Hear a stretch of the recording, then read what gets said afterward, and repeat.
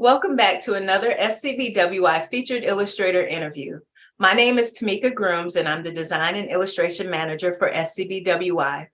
Every month, we select an illustrator member to spotlight on our SCBWI website and social media pages to highlight the work that they're doing in the children's illustration market. This month's featured illustrator is Abigail Kim. Abigail, thank you so much for joining us here today. I'm so happy to have you on the interview. Thank you, Tamika, for having me. I'm really honored and excited to be featured for this month's Illustrator. Thank you. So one of the reasons why our committees chose your work is because it had so much whimsy, and there was so much joy when I was looking at the images. And I'll show our audience the artwork on your website today. But it was such a joy to see your work. And you have a really unique approach to how you create your characters in the worlds that they live in. Another thing that I really liked is that you have diverse characters. You show that you can carry your characters from scene to scene in multiple images. You're not just giving us a one-off character design. You're really putting them in an environment and telling a story with your artwork that you have on your website. So thank you so much for just presenting a wonderful portfolio. Thank you. I'm really honored. Yeah. So one of the things that I noticed in your artwork, before we get to the materials and your process, is that I really noticed there's a theme of music that kind of carries through your artwork. And are you a musician? And what's the thing behind that? So I am not a musician. Okay. I wish. Well, my husband is pianist. Yeah, so he plays piano. He makes music. He is also a composer. So at home, I have a lot of like music just everywhere, and it's been really fun using them as a collage or just drawing them, scribbling them. Yeah. I really love that you're bringing your family into your artwork. That is something that no one can copy, to be quite honest, because that's something that's very unique to you and your experience. You know, you're putting yourself in your artwork. So thank you. Yeah. And I also saw in your bio that that you really like to sing. And I do. I am not a singer at all. But it's fun. It's fun, and because my husband is pianist, he always plays music at home. He plays with all kinds of instruments, piano, guitar, and ukulele, and everything, violin. So I just follow along with the melody that he plays. And since I have a daughter, and she's 5 years old, she loves to sing too. Especially she loves Disney music. So I play that music as a background music at home. So I just learned how to sing and sing with her. We enjoy our time together singing. So yeah. Wonderful. Let me go ahead and share my screen. And I'm going to hop on over to your website. Okay, so I want to talk about your work. I see a lot of layers and textures. Tell me about your process and how you come about your characters and, the style of work that you have.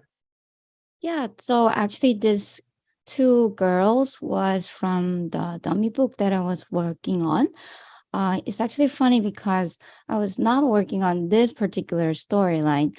I was actually making different storyline for different lines of story, but I stumbled on these 2 characters and I started drawing them with the charcoal. And so I first take paper, whatever papers around me, and I start sketching them with the charcoal, which is the medium that I really love using, and I'm enjoying using them these days.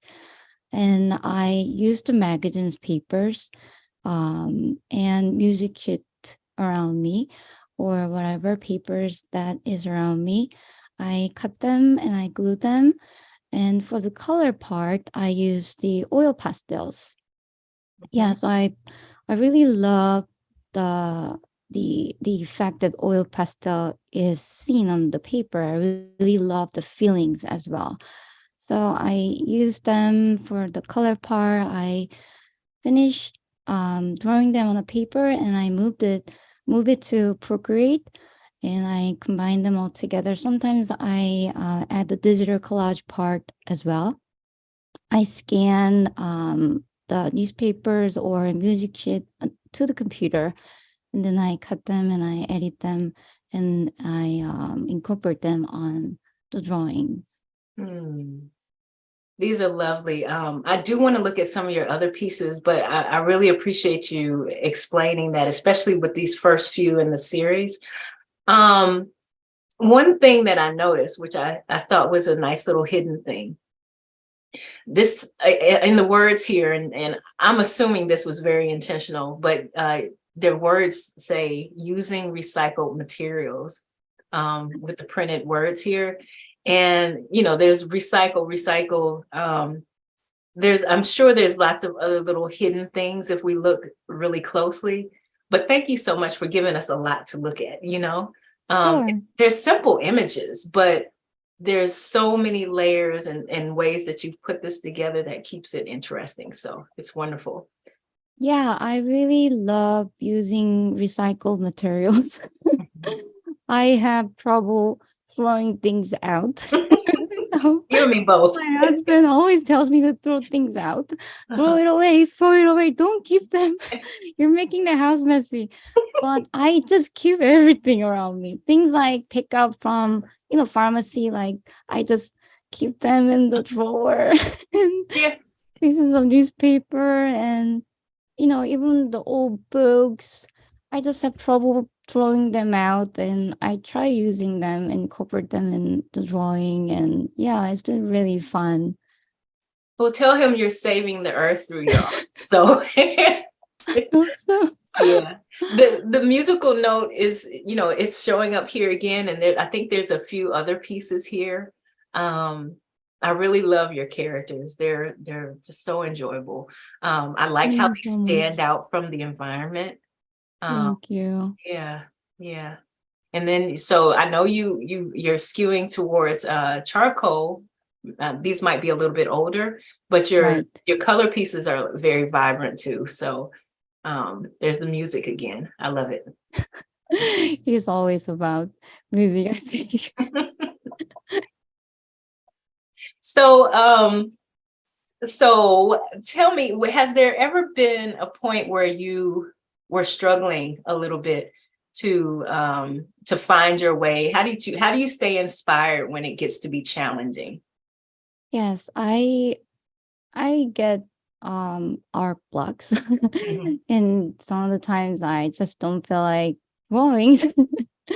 I have children to take care of, and I have other works going on, and things like that. When I have challenges like that, I try to surround myself with the things I like, art. So I go to the library, I read picture books, I try to get inspirations from the stories that I read. And I also go to the art museums. Really lucky that I live in the area where a lot of museums are present, and art events are always going on. So I go there, surround myself with the arts that I love. I look at them. Yeah, it's I get inspirations from it.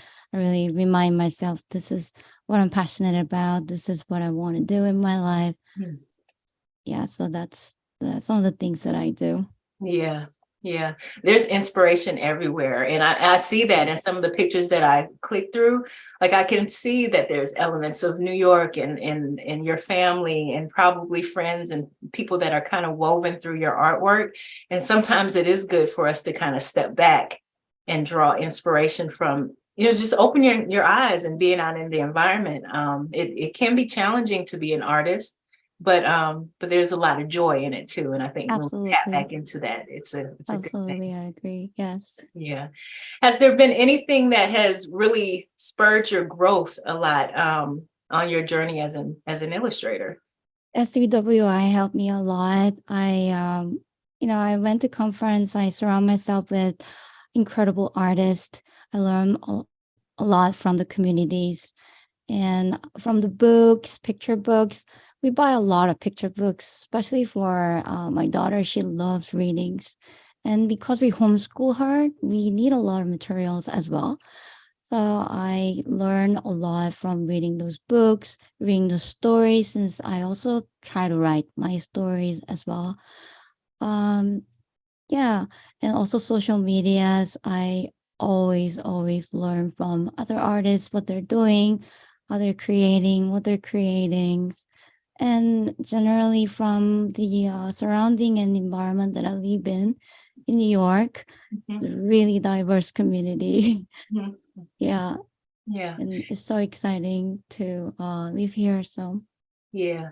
Can you tell us a little bit about why you joined SCBWI? SBWI has been really big part of my journey to being a children's book illustrator. I actually studied biology, fun fact. Yeah, so I studied science. I was working in a research lab right after the college, but I noticed that my artistic voice inside me was very strong. And I really couldn't see myself working at a research lab for the rest of my life. Mhm. So I decided to pursue art, try to find the voice in me, but I really didn't know where to start. Um, so I Googled children's book illustration, picture books, and I came across SCBWI, and I saw that they have conferences, they have local meetings as well. I've attended my first conference back in 2019. It was during the pandemic. It was virtual, but I really enjoyed. I learned a lot. Things like how to build portfolio, how the industry works. I had no idea. Mm. Yeah, so those are the things that benefited me a lot. And the community that I became part of has been really amazing. Mm. And so many incredible artists. Wonderful, wonderful. Well, we love your work and we look forward to seeing much more of it in the future. Can you tell us a little bit about how we can find you and follow your work? Because I know that you have so much more that you have to create. Tell us where we can see more of your artwork. So my artwork can be found mostly on my website, abigailhkim.com. I'm also present on Instagram. My handle is joyfully drawings with the S at the end. I'm also on Twitter, Abigail Art. Okay, wonderful. Well, Abigail, thank you so much for interviewing or for joining me for this interview today. And we look forward to hearing more from you soon. Thank you so much, Tamika. It's been wonderful talking to you today.